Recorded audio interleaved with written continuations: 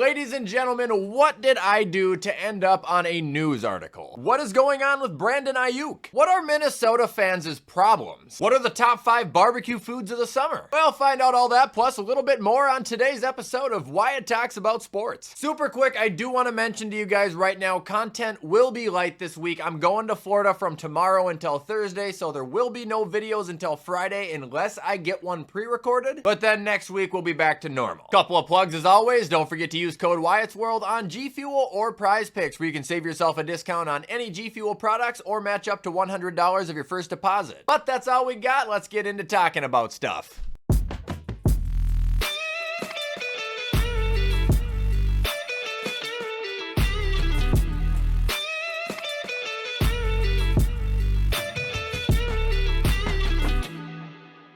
Alright, so first and foremost, how did your boy end up being published in a news article? Well, if I'm being honest, it's absolutely hilarious. At least in my opinion. So, a couple of weeks ago, right before the Diggs trade happened, it was actually the same day, I just mocked up a couple of these obviously satire text messages between me and Josh and me and Diggs. This one I texted Josh and said, "Hey man, what's going on with Diggs?" He responds, "He a bitch boy." I respond, "Oh." And then I mocked one up to Steph where I said, "Yo, what's going on with your tweets?" And he said, "Ready for whatever." I said, "What does that mean?" He said, "Taking it all day by day." I said, "Do you want to be in Buffalo?" He responded with, "All popsicles melt." And I said, "Okay, what the fuck?" Then we fast forward to this weekend, and I start getting tagged in all these tweets where people are telling me that this media source thought my text with Josh Allen was real. So I click on it, and this is what we got. Josh Allen calls Stefon Diggs a bitch boy prior to his trade in leaked text. And it's my tweet in the article that says the controversy erupted when popular Bills fan WyattzWorld shared a screenshot of a text exchange with Allen where the quarterback's frustration with Diggs became palpably clear. Nature of Allen's comment has led to intense discussions about the dynamics within the Bills locker room and whether this friction was a driving factor behind the trade. Bro! I have never had contact with either Josh or Diggs, and I was not a factor in that trade. That was a terrible news outlet. They gotta fact check shit, but I do think that's pretty humorous.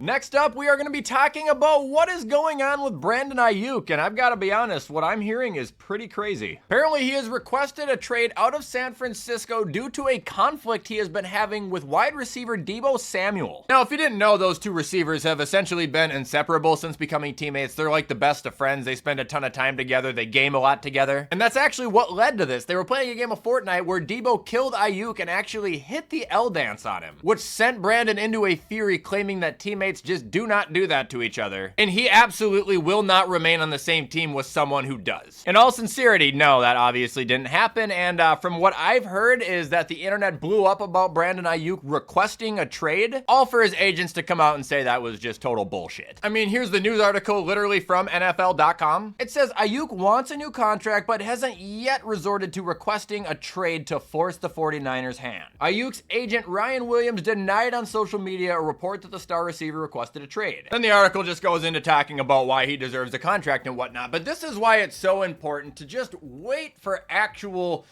confirmed details to come out. I try and preach it all the time, man. I can get a lot better at it myself, but with especially how the internet is today, man, everything you read and hear, take it with a grain of salt. Up next, I just want to cover a couple smaller pieces of news in the NFL right now. Number one is DeForest Buckner has signed a 2-year extension with the Colts. So good for them. I think he's a beast. And honestly, thinking of him on San Francisco now is starting to feel like a fever dream. Kind of like Trent Williams being in Washington. Now, he played there for a long time. He was really good there for a long time. But players that can go from one team to another and continue to be great sometimes make you just forget their past. Next piece of news we got is T. Higgins just basically said that he plans on playing for the Bengals in 2024 despite, requesting a trade formally, I think, and wanting a bigger contract. So that's that. I mean, they've either basically just said, hey, we're not trading you, you have to play, or if you play, we will work on an extension next year. Good for the Bengals offense, though, no doubt about it. Up next, I just have a question. Why are people so weird about professional NFL players and their relationships? Like, I get that Travis Kelce dating Taylor Swift was kind of like a breaking news situation when it was announced, 8 or 9 months ago, but they are still being stalked by the media or by anybody who has a camera phone that is within range of them, within eyesight. It's crazy, it's weird, it's creepy. I just saw another video of them at a concert where they're literally just dancing and hanging out. And the comments are all talking about how they're down bad and how Travis isn't actually happy and how the relationship's fake. Or some people are glazing the relationship saying it's the happiest she looked and the happiest she's ever been and they're crying over it. Like, why are you being weird? You know how annoyed I would be if everywhere I went with Emily, people were posting pictures of us and talking about our relationship? Like, it would be horrible. And what doesn't make sense about it is all the haters on it are gonna be like, oh, we're just so annoyed of Taylor Swift. We're just so annoyed of her. But then stop posting her. Like, what are you doing? Brain rot.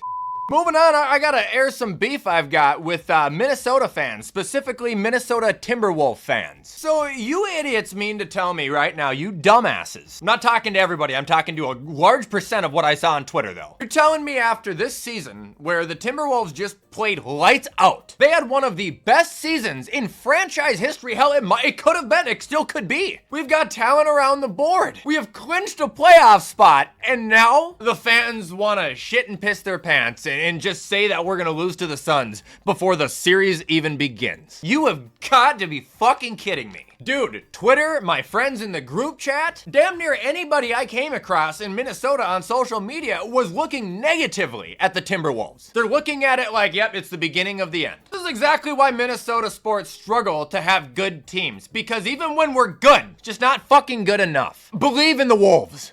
And now before we hop into the top 5 barbecue foods of the summer, I just want to recap the MLB standings after the weekend so we can kind of laugh and mourn if we need to. So looking at the AL East, we got the Yankees still in firm control, 2.5 games ahead of the Orioles in second. All the Jackson Holiday haters can shut the hell up, dude. I feel like a lot of football fans are now starting to watch baseball, the way fans react to this sport, because it's not the same. You guys don't understand. An 0 for 10 start as a rookie in baseball, that's probably like 2 drives to a quarterback. Looking at the AL Central now, Cleveland is technically ahead by half a game in front of the Royals, both at 10 wins. The Tigers and the Twins split this weekend, but I'm actually happy about that considering the Twins were playing with an entire team of backups. Caleb Thielbar literally lost yesterday's game, otherwise we had it dominated. White Sox are terrible, and then looking at the American League West, that is an extremely close race. That's anybody's game still. I imagine as the season continues to unfold, though, the Athletics are going to drop, Angels are going to drop, and the Astros are going to rise. Peeking over at the NL now, starting with the East, we got the Braves with a 2-game lead over the Phillies. Marlins are still abysmal too, although the Mets are kind of shocking me. Looking at the Central now, we got the Brewers and the Pirates tied, while that entire division remains insanely close. And then peeking at the West, we got the Dodgers on a 2-game lead over the Diamondbacks, where the rest of that division remains somewhat close besides Colorado. And again, for those who are kind of confused by, you know, how they're only 2 games ahead when they have 3 more wins and whatnot, a lot of it in baseball, I believe, goes by divisional ranking. Like, not all of it, but it does come into a heavy factor. Baseball can kind of be goofy in general, man. It can seem like the most basic sport ever, but then it seriously can also be the most analytical, like on planet Earth.